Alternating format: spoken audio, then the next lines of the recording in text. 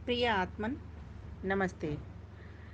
एक भाई का मेरे पास प्रश्न आया है कि स्वामी दयानंद सरस्वती ने यह खंडन मंडन क्यों किया है।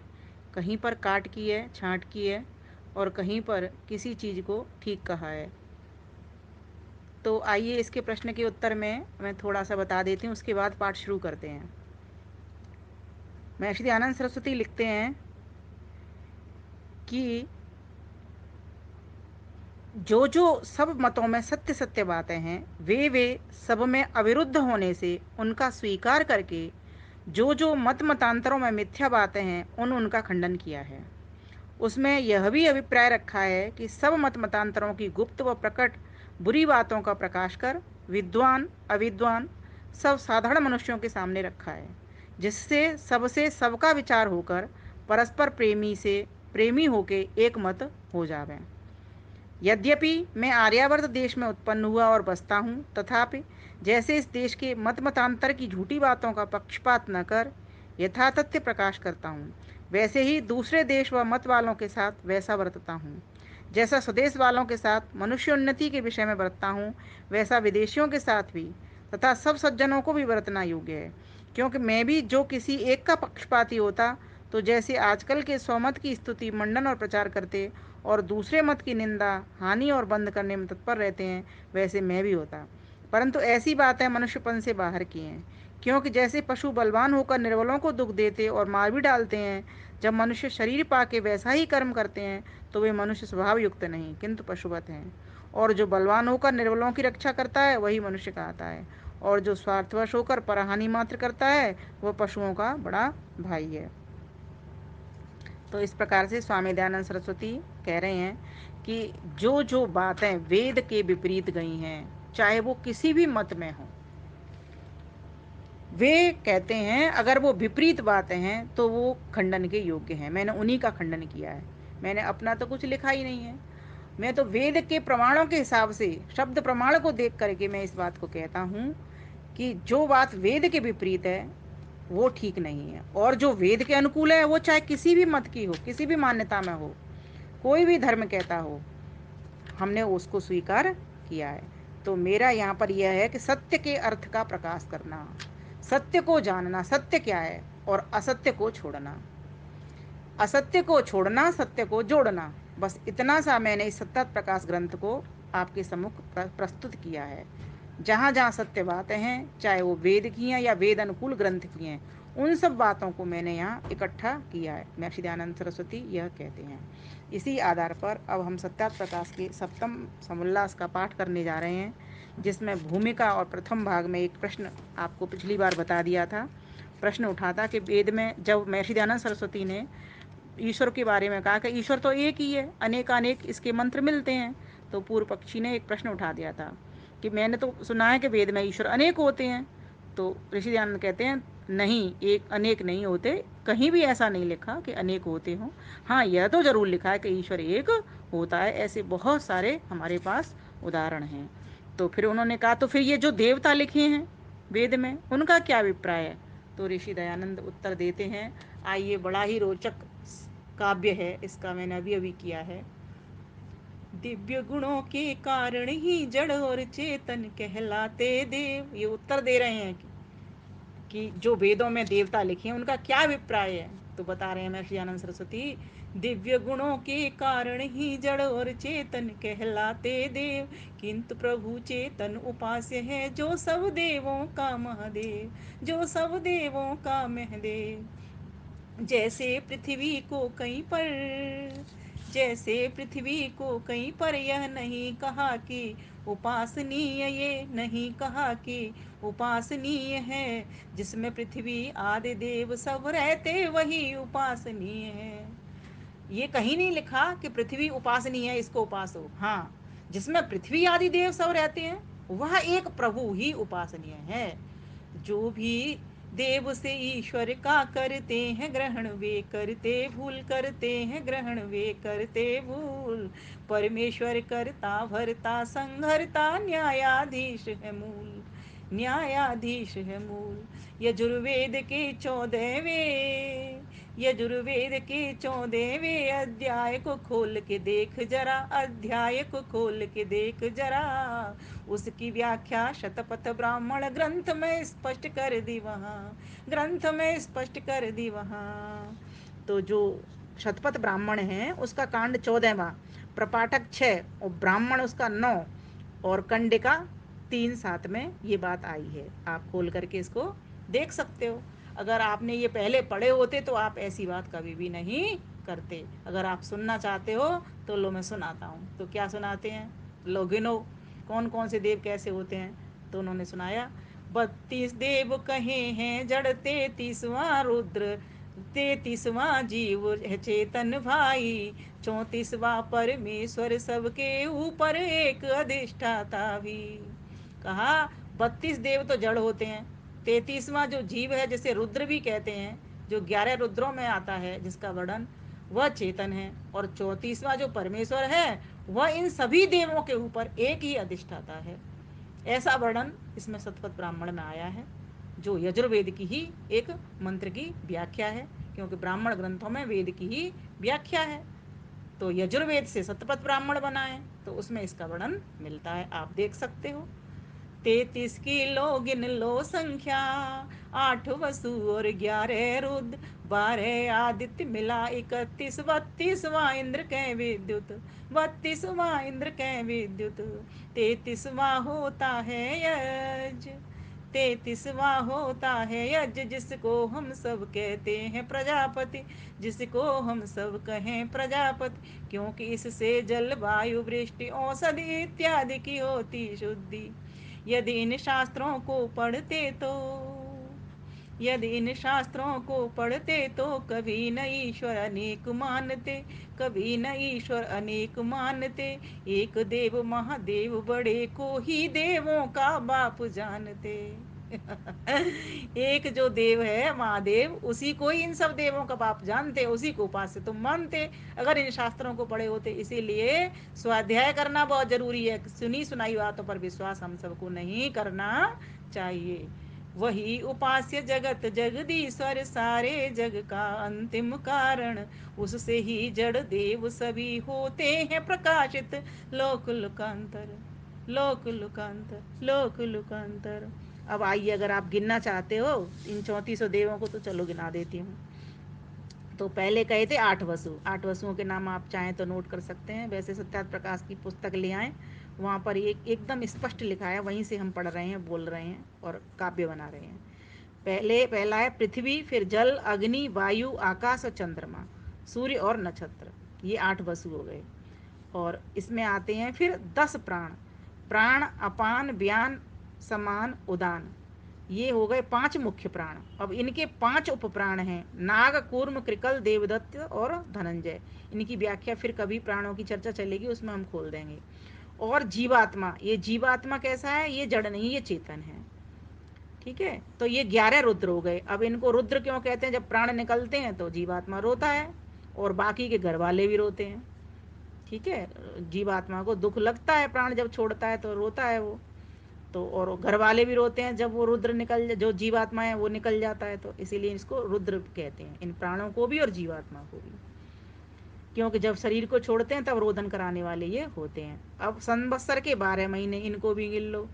चैत्र, वैशाख, ज्येष्ठ, आषाढ़, श्रावण, भाद्रपद, आश्विन, कार्तिक, कार्तिक, फूस, माघ, फागुन, द्वारा से चैत्र, वैशाख, ज्येष्ठ, आषाढ़, सावन, भादों, क्वार, कार्तिक, अगेन, फूस, माघ, फागुन, ये 12 हमारे मास हो गए। अब ये 12 मास, इन्हीं को हम आदित्य के नाम से जानते हैं। इनको आदित्य क्यों कहते हैं, क्योंकि ये सबकी आयु को लेते जाते हैं, काल सबकी आयु को लेते जाता है ना। अभी चैत्र में हम इतने बड़े हो गए, फिर उसके बाद 1 महीना और बढ़ गए, फिर 1 महीना और बढ़ गए, तो सबकी आयु उस हिसाब से जाती जा रही है, कम होती चली जा रही है। तो और फिर इसके बाद कहा, बिजली का नाम इंद्र इस हेतु से है कि जो परम ऐश्वर्यवान का हेतु है, इसीलिए इसको बिजली विद्युत भी कहा जाता है। फिर कहा यज्ञ, यज्ञ को प्रजापति कहने का कारण ये है कि जिससे वायु, वृष्टि, जल, औषधि सबकी शुद्धि होती है। तो इस प्रकार से ये कितने हो गए, 33। एक इनमें जीव चेतन हो गया और 32 ये जड़ हो गए। अब उसके बाद इनके ऊपर भी एक 34वां परमात्मा और है जो परम चैतन्य है, ठीक है, जिसके कारण ये सारा संसार दिखाई दे रहा है, प्रकाशित हो रहा है। सभी देव उसी की शक्ति से काम कर रहे हैं, उसी के नियम में भी काम कर रहे हैं। एक जीवात्मा स्वतंत्र छोड़ा हुआ है, वह भी कुछ चीज़ों के लिए स्वतंत्र है, कर्म करने के लिए स्वतंत्र है, बाकी जो फल देने का है वह तो परमात्मा के ही हाथ में है। जैसा जीव कर्म करता है वैसा उसका वो फल देता है। तो इस प्रकार से अगर कोई भी पूर्व पक्ष, हम सभी पूर्व पक्षी तो हैं, हमारे भीतर प्रश्न आते हैं बहुत सारे। महर्षि दयानंद सरस्वती ने कितना बढ़िया तरीके से हमको समझाया है कि पूर्व पक्ष भी वो बने हैं और सिद्धांत भी बने हैं, प्रश्न भी उन्होंने उठाए हैं और उत्तर भी उसके उन्होंने दिए हैं। तो इस प्रकार से अगर हम अपने आप को पूर्व पक्ष माने, प्रश्न अगर हमारे उठते हैं तो उसके समाधान भी हमको कर मिलेंगे।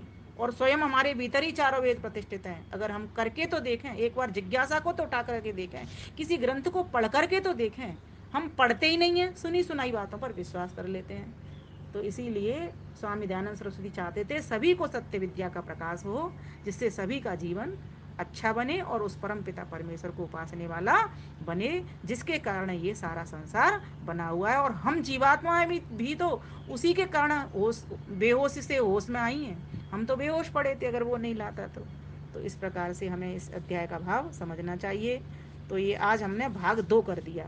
अब इसके आगे फिर महर्षि दयानंद सरस्वती और भी बातें बहुत सारी समझाएंगे, उसको हम आगे के भाग में बोलेंगे। धन्यवाद, नमस्ते।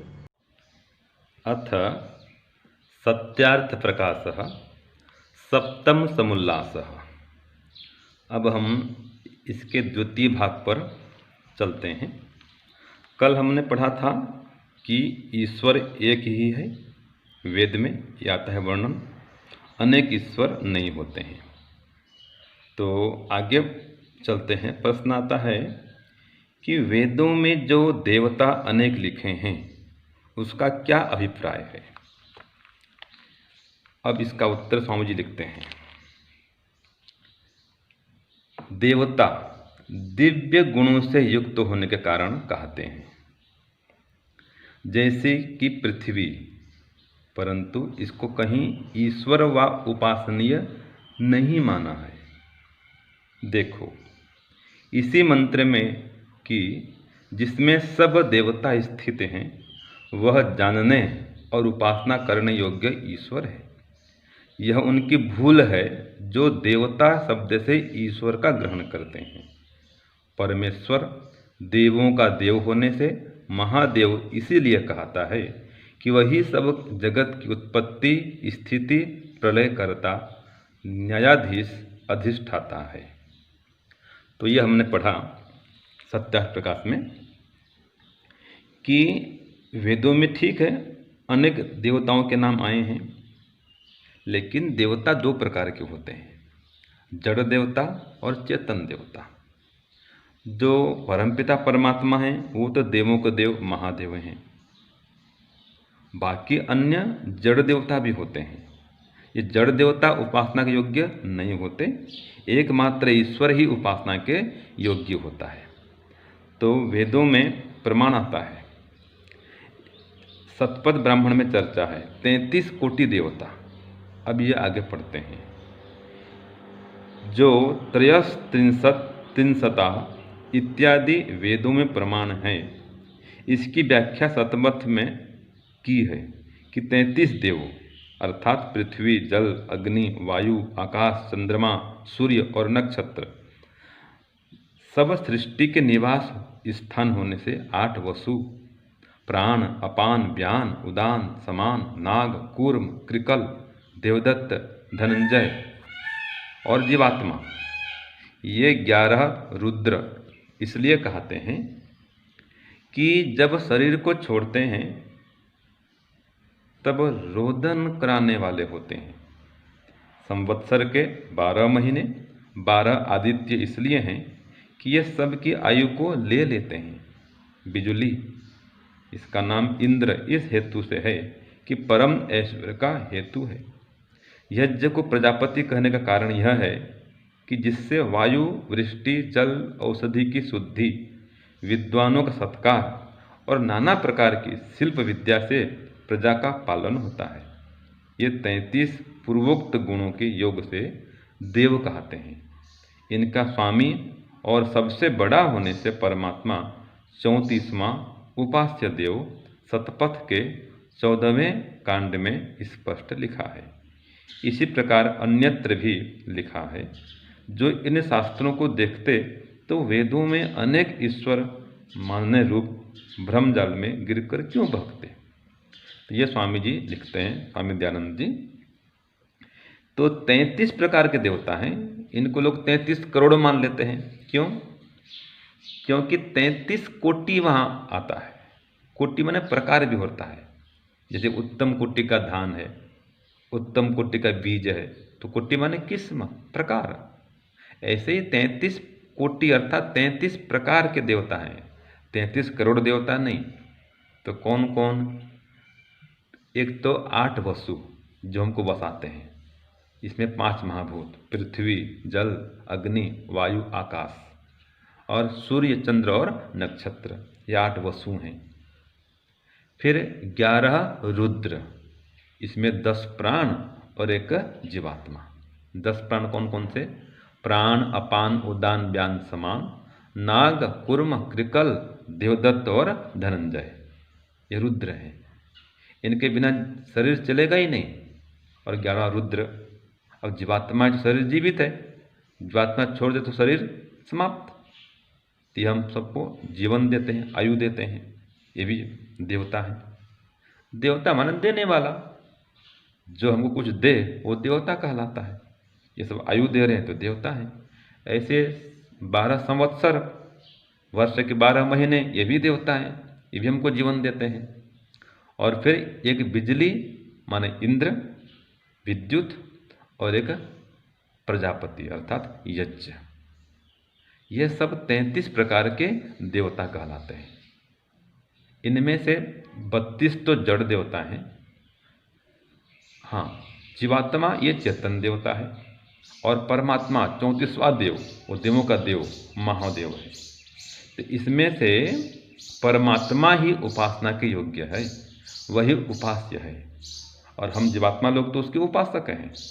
और जो प्राकृतिक पदार्थ हैं, बाकी सब ये साधन हैं ईश्वर की ओर बढ़ने के लिए। लेकिन ये सब देवता जरूर है, क्योंकि ये हमको देते हैं। देवोदानात्वा, जो देता है वो देवता कहलाता है। ऐसे ही माता पिता, गुरु, आचार्य, ये भी देवता होते हैं। ये हमको देते हैं, ज्ञान देते हैं, जीवन देते हैं, ये भी देवता है। माता पिता भी, ज्ञान देने वाला गुरु, ये भी देवता है। तो ये सब देवता हैं। तो वेद में इस प्रकार से आता है कि ये सब जड़ देवता हैं, पृथ्वी आदि, और ईश्वर चेतन देवता है। माता पिता, गुरु, ये चेतन देवता है। तो देवताओं के 2 विभाग हो जाएंगे, जड़ और चेतन। और एक विषय भी आता है कि जो मंत्र के विषय होते हैं वो भी देवता कहलाते हैं, वो अलग प्रकरण है। तो जिस मंत्र का जो विषय होता है वो भी उसका देवता कहलाता है, ये भी वेद में उल्लेख आता है। तो इस प्रकार से देवताओं के विषय में हमने कुछ जानकारी प्राप्त की। ओम शांति, ओम श्रम।